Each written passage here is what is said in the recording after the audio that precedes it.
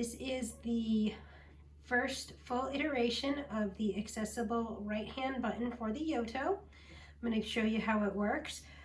Right here we have the dummy button. It actually just allows the cords to come out nicely into our base.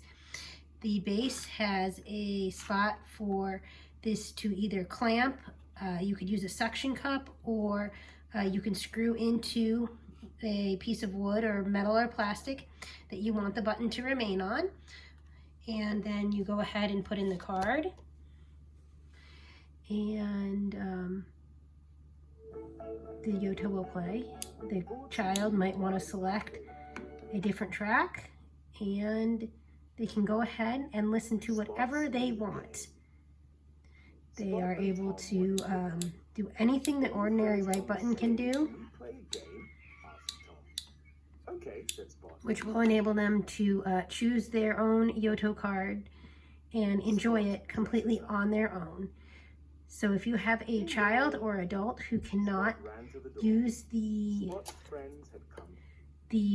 regular button because of fine motor skills, they can do this. This can be operated when tied down. I'm going to show you with